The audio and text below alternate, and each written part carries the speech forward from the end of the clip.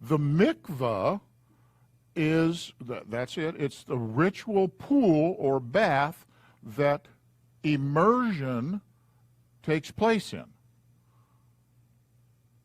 That's it. In Christian parlance, it's what? A baptismal, a pool. The waters of the mikvah are called mayim chayim, or living water. Mikvah is a place where immersion takes place. These are some pictures of ancient mikvot. Mikvot means mikvahs, more than one of them. And you can see it's just a hole in the ground with stone and stuff like that, and it's full of water, or would be, but it isn't in that picture. Same thing with this one. The Assyrians, when they went into town and did all their town business and stuff, when they came back to where they lived, they went through a mikveh. They took immersion to literally wash off the spiritual road dust of where they'd been. They had been in an unclean place, and they came and became clean again when they got out of the mikveh. That's what it's about. It doesn't wash your carcass. You do that in a shower or a bathtub. It's a ritual thing. This is a modern mikveh. Now, we'll get to it in a couple minutes here. No, we will talk about it now. Most synagogues, Orthodox particularly, have a mikveh which is in a private room, and it's for the woman who, when she comes out of Nidah, when she finishes her monthly time, she was unclean. Now to become clean, she goes into the mikveh. There's another one. These are pretty snazzy places, too. They're really something. This is one really nice. And many of the ancient mikvahs are being restored. So this is one of them, and this one is actually in a Dutch city someplace, and they're restoring it so people can use this. I read a story about the Jews in Alaska. There is a congregation, wherever it was, and they have this building, and they have a mikveh that they built in it, and Jewish women from around there, they go to that place, which I cannot imagine going to a mikveh in Alaska. You can also use natural bodies of water, a pool. A Jordan River, if you happen to have one, makes a good mikveh. Any body of flowing water. Now, this one is a particular one. This is a big deal to go and get baptized. Is this where you guys did it? Yeah? Okay. So, big deal when you go to Israel, get dunked. Or, this is right here in Tennessee, and okay, there's Rick and Deb. I thought this picture had you two guys in it. Okay, you're on the far side of it. And this was just a big old lake. Now, the lake is Mayim Hayim. It's naturally flowing water. And they went in there. And it was muddy. It was, as I recall, it was exceedingly muddy and sticky. Immersion. You use a mikveh to immerse. Torah tells us that in order to enter a state of ritual purity, a person is to bathe, to immerse in natural flowing water. It's a symbolic act of purification. Immersion is called tevilah in Hebrew. The water's not used to remove any dirt. It's a symbolic rebirth. Rebirth. You used to be something, and you go in and you come back up, you're now something else. An emergence from the purified, cleansing waters for a new beginning. It removes ritual impurity. and the person is considered ritually pure or eligible to participate in things. A person who took the ashes out of the camp, I mean, we're reading that right now in Leviticus, yes? Takes it out of the camp, he's unclean. So he's got to wash his clothes. It says so. And he's got to wash his body. And he's unclean till evening. And then he can come back into camp. That's all that means. So they must have had streams or something there. The mikvah symbolizes moving from one state to another, from ritual impurity to ritual purity, from temporal or the profane to set apart. That's it. From tameh to tahor. Tameh means unclean, tahor means clean. It creates a change of status. When a believer is moving from one state to another, such as a person being ready for ordination, or becoming a teacher, or some other kind of pastoral functions. A guy graduates from pastor school, rabbi school, whatever. He will take a mikvah, he will take an immersion, a tevilah, and that finalizes it. He is now the pastor, rabbi, or teacher, or whatever it is that he's supposed to be. Suppose that would work for marriage? You weren't married, you're going to be married, and you come up and you are a part of the marriage service? After graduating or advancement, there's an internal change of, or an internal change of heart with bitterness. You know, you don't like this guy, you guys have all this fighting all the time, and you work out some kind of a deal, and it's resolved, and you've forgiven each other. They do immersion. Yeah, maybe that's a good idea. It creates this born-again status. Hold those words in your mind. Born again. Yeshua's immersion by Yochanan HaMatvil, which means immersion, immerser, was a change of status from a common person, which he was, to his ministry.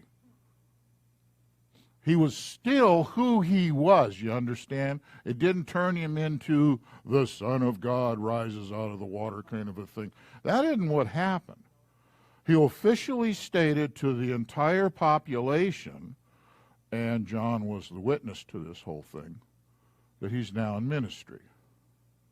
And he told the devil, watch out, buddy. Oh, I just said that.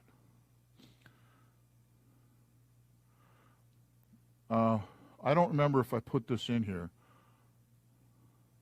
I'm going to do something about immersions. This ain't the way it gets done. You stand there and the guy stands next to you, and he puts this rag over your mouth, and you go, poof, I baptize you in the name of the Father, Son, and Holy Ghost. That's not what's done. What's happening is John the Baptist is standing back. He's watching Yeshua do the immersion. There may be words spoken. It may be that John questioned him about a thing. John is a witness to the full immersion. He goes down and back up. We don't go backwards. There's reasons for that that really aren't important, but we just aren't going to go backwards. Go forwards.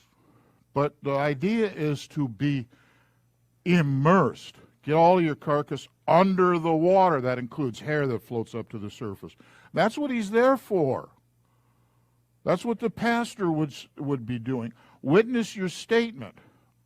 My statement is I'm no longer mad at John Doe over here, and we've solved that issue. I'm losing it now as I go in and die and become resurrected. That's what it's about. All right, let's get back to that. That was the quickie. Rabbit trail coming up.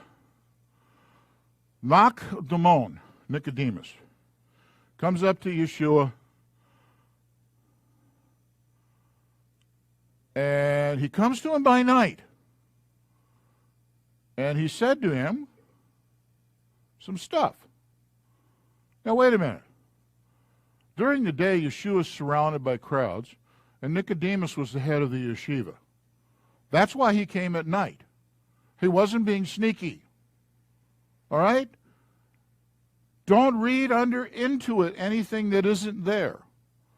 He went there to talk to him privately and almost as equals.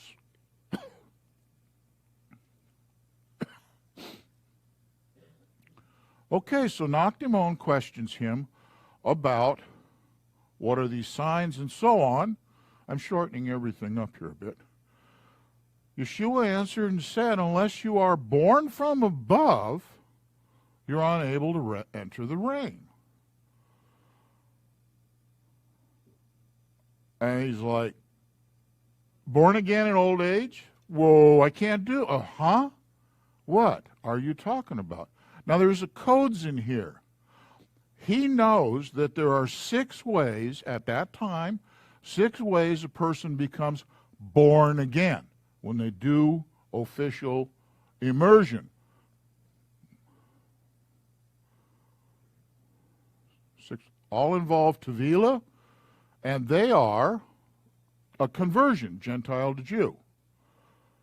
Becoming the king, bar mitzvah, getting married, getting ordained, or becoming the head of a rabbinic school.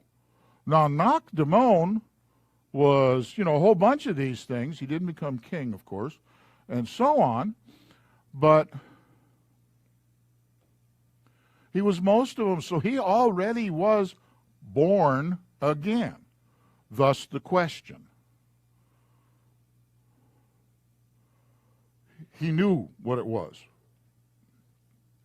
Yeshua was telling him, it is Scripture. You already know this. It didn't start with John the Baptist. Please, it isn't a Christian thing. We're reading it right now in our Leviticus readings.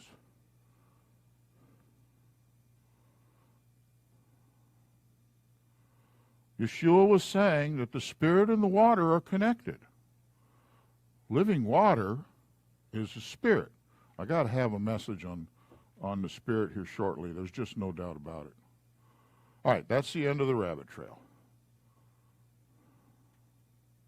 How often do we perform Tevilah? Whenever you become unclean. Honestly. A woman in Nidah was a primary example. But you could go and touch a dead body. You're now ritually unclean. Touch a dead pig.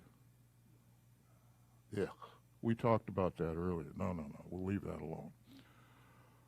It's often done before the fall and the spring feasts, and some people do it on the Sabbath preparation day. I do.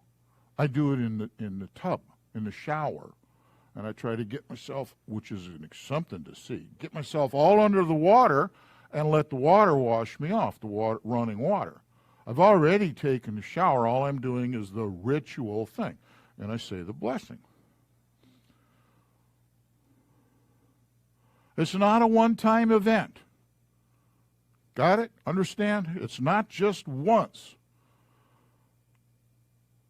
Even circumcision isn't just once. Circumcision of the heart. People can be circumcised and not be circumcised in the heart, and then they discover what that's all about. And in Colossians, and it is union with him that we have been made full. Also it was in union with him that you were circumcised, with a circumcision not done by human hands. That's circumcision, heart, but accomplished by stripping away the old nature's control over the body. In this circumcision done by Messiah, you were buried along with him, buried in the water, by Yahweh's faithfulness, that worked when he raised Yeshua from the dead. When you come up, you are, boom, a new person. If the Tevila or the baptism in Jesus that you hear, or baptism in Christ, I don't remember what term King James used, with baptism or Tevila in Yeshua, it is a circumcision of the heart. It is revelation to the Spirit and not the head. You can read bunches of stuff and learn all kinds of things, but if it doesn't affect the heart, the Spirit, back to Torah through immersion. By immersion, and that's what that picture was, the last one of Rick and Deb. And you two guys you were right, you were at the other. There was a long line of people. We're saying that Yahweh has changed our life, that we're making an official statement.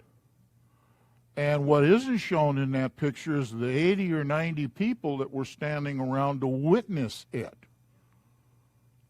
You can't get away now. You've been caught. And pictures. The immersion of Messiah is a change of status from the self-ownership to ownership by Messiah. Now I'm going to tell you, you collect spiritual road dust as you go along your way. It happens. Turn on the computer and look online. You got spiritual road dust within a few minutes. Driving. So we need to clean it off, and that's where a continuous mikvah or immersion will help us. And you take it as often as you want. And I think you can do it in your bathtub. Now, I'll tell you what, the Jews won't agree with me, but you do it where you can do it, unless you like jumping in a stream this time of year. And they are to teach my people, that would be us, Pastor and myself, we're to teach Israel the difference between the set apart and the profane, and make known what is clean and unclean. That's our job. Okay, I've closed my